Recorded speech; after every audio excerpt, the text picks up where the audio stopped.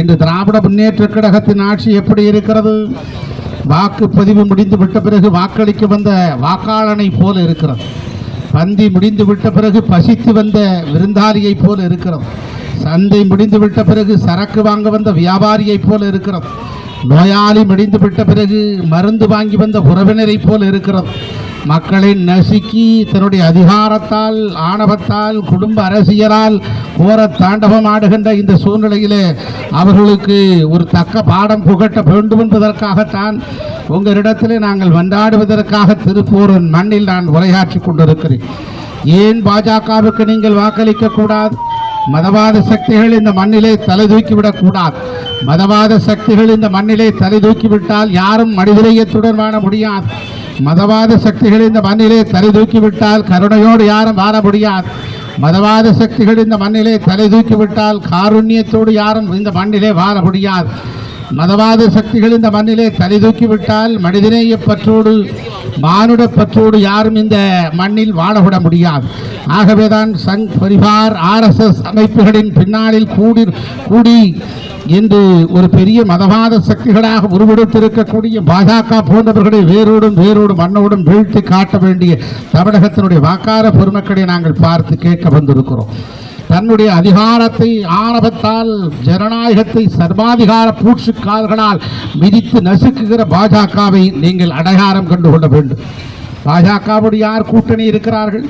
மதவாத சக்திகள். பாஜக என்றால் மதவெறி பிடித்தது என்று சொன்னால் ஜாதி வெறி பிடித்த பாமக ஒரு பக்கம் நிற்கிறோம். பாமக வேண்டாம் என்று நாங்கள் சொல்லிவிட்டோம்.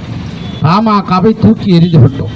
நாங்கள் கலட்டி போட்ட கோபட துணி இன்று பாமக அண்ணாமலை கழுத்திலும் மோடி கழுத்திலும் பட்டு அங்கவசரமாக மின்னிக் கொண்டிருக்கிறது. பாஜகவோடு யாரெல்லாம் இருக்கிறார்கள் எண்ணி பாருங்கள் தோழர்களே, நண்பர்களே, பெரியவர்களே. ஒரே ஆள்தான் கூட்டணி. டிடிவி தினகரன் ஒரு கட்சியா, அவர் அந்த பாஜகவோடு கூட்டணியா? அவர்களுக்கு 2 இடமா? என்ன அநியாயம்! அதுவும் டிடிவி தினகரன் சொல்கிறார் 10 ஆண்டு காலம் இந்தியாவிலே பாஜக ஊழலற்ற ஆட்சியை நடத்தியதா. யார் சொல்லுவது? டிடிவி தினகரன். அவர் எப்பேற்பட்டவர்? அவர் ஊழலுக்கு சின்னத்தை வாங்குவதற்காக ஊழல் செய்து சிறைக்கு போனவர். பாஜகவுக்கு சான்றிதழ் தருகிறார் என்று சொன்னால் எந்த நிலைக்கு வந்திருக்கிறது பாஜக என்பதை நீங்கள் புரிந்து கொள்ள வேண்டும். இன்னொருவர் சான்றிதழ் தருகிறார், பன்னீர்செல்வம். பாவம், அந்த பன்னீர்செல்வம் என்ன சொல்கிறார் தெரியுமா நண்பர்களே, தோழர்களே? அநீதி நடந்தால் நான் தர்ம யுத்தம் எடுத்து விசுரூபம் எடுப்போம் என்று சொல்கிறார். நீங்கள் விசுரூபம் எடுத்தாலும் சரி, அல்லது பாபநாசம் படம் எடுத்தாலும் சரி, உங்கள் படம் ஓடாது. உண்மையாகவே விஸ்வரூபமும் பாபநாசமும் படம் எடுத்த கமலஹாசனே டார்ச் லைட்டில் பேட்டரி இல்லாமல் அண்ணா அறிவாலயத்தில் கொத்தடிமையாக போய் சேர்ந்து விட்டார் என்பது உங்களுக்கு தெரியாதா? ஆக பெரியவர்களே, தாய்மார்களே, இளைஞர்களே, நீங்கள் அதைத்தான் சிந்தித்து பார்க்க வேண்டும். ஜான் பாண்டியன் ஒற்றையார். பாரிவேந்தர் இந்த தேர்தலுக்கு பிறகு பூரிவேந்தராக மாறிவிடுவார். அதற்கு பிறகு ஏசி சண்முகம் அண்ணா திராவிட முன்னேற்ற கழகத்தால் வளர்ந்த ஒருவர் அண்ணா திராவிட முன்னேற்ற கழகத்தை அழிக்க துடிக்க கோடாரி பாம்பாவாக ஏசி சண்முகமும் பன்னீர்செல்வமும் டிடி தினகரனும் இதுதான் அரசியலில் கடைசி தேர்தலாக அவர்களுக்கு போய்விடும். அது மாத்திரமல்ல, ஒன்றை நான் சொல்லுகிறேன் தோழர்களே, நண்பர்களே, பெரியவர்களே, வாக்காள பெருமக்களே.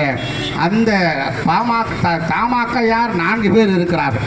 4 பேர். பாமகவுடைய தலைவர் ஒரு தலைவர், அவருடைய டிரைவர் 2வது உறுப்பினர், 3வது சமையல்காரர், மிச்சம் இருக்கிற வீட்டு வேலை செய்கிற ஒரு பெண். 4 பேர் கொண்ட ஒரு கட்சிக்கு பாமக என்று பெயர். அந்த கட்சிக்கு 2 இடங்கள் 3 இடங்கள். இப்படிப்பட்ட கட்சிகள் எல்லாம் ஒன்றாக இணைந்து கொண்டு மக்களிடத்தில் ஓட்டு கேட்க வந்தால் வாக்குகளை வழங்குவார்களா? தமிழ்நாட்டின் வாக்காள பெருமக்கள் எப்படிப்பட்டவர்கள்? கருத்தாள மிக்கவர்கள். பாஜகவை நீங்கள் முற்றாக நிராகரிக்க வேண்டும். எல்லா இடத்திலும் சொல்கிறார். எல்லா இடத்திலும் என்ன சொல்கிறார் தெரியுமா?